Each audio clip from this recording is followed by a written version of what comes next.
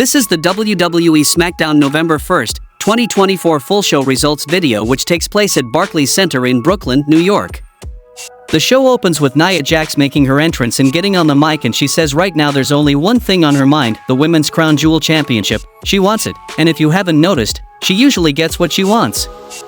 The last time she was in Saudi Arabia, she wanted to become Queen of the Ring and she did. At SummerSlam, she wanted to become WWE Women's Champion and she did. Anything and everything that gets in her way gets annihilated, and at Crown Jewel, she'll leave Liv Morgan crying on the floor with her dirty, disgusting, and then comes Raquel Rodriguez, Liv Morgan, and Dominic Mysterio. Morgan says Nia thinks she's special but she isn't, and she's been successful this year too, retiring Becky Lynch to become WWE Women's World Champion with Mysterio's help, and last time they fought, she won, so if she was Nia she'd stop dreaming now. Then comes Tiffany Stratton and she tells Liv that it's gonna be Tiffy time and she's gonna be the new Women's World Champion, and Nia agrees. Stratton tells Jax to not get too comfortable because she can get cashed in on too. Morgan laughs about it and says she surrounds herself with people she trusts, and Tiffany tells her she hasn't decided and they're both pissing her off.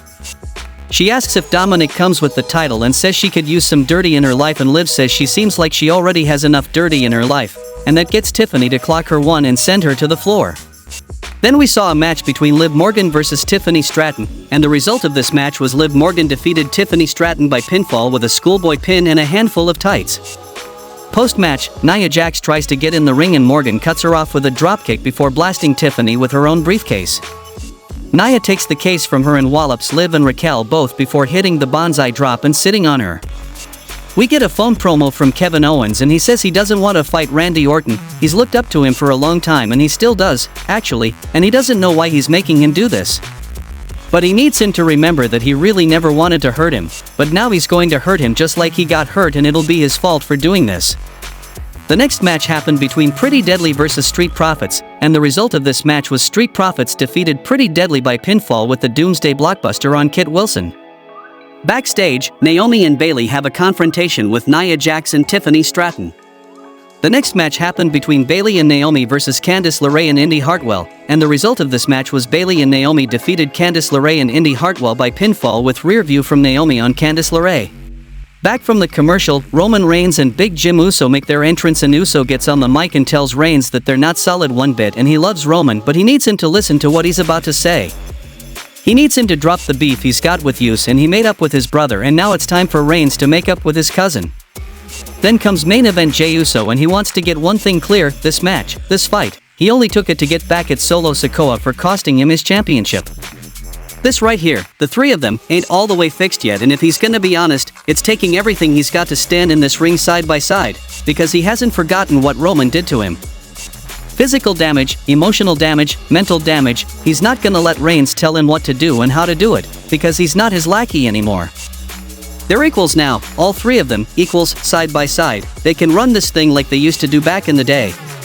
But he's telling Roman, right now, if he even speaks or treats him with the slightest disrespect, he's gone, he's out.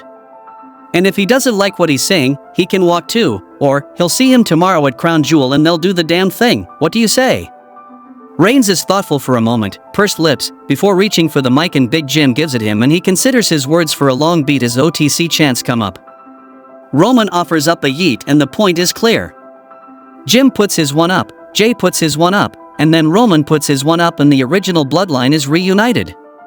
Byron Saxton interviews Motor City Machine Guns backstage, and Chris Sabin says their goal is the same as it was in 2006, to be the best damn, and A-Town Down Under roll-up, and Grayson Waller invites them to the biggest talk show in town. Alex Shelley thinks he means Miz TV, but Waller of course means the Grayson Waller effect next week, and they accept the invitation. Then we saw a match between Bianca Belair versus Io Sky versus Lash Legend versus Piper Niven, and the result of this match was Io Sky won the match by pinfall with the diving moonsault on Lash Legend.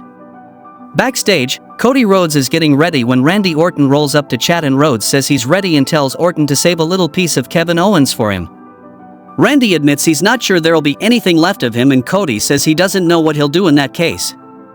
In the main event of the show, we saw a match between Imperium, Gunther and Ludwig Kaiser versus Cody Rhodes and Randy Orton, and the result of this match was Cody Rhodes and Randy Orton won the match by pinfall with crossroads from Cody Rhodes on Ludwig Kaiser. The babyfaces celebrate, but Kevin Owens is here with a chair and he wallops Orton and Rhodes both, and Gunther chokes Cody out with the Gajira clutches. Road agents, referees, and security swarm the ring, and the show goes off the air.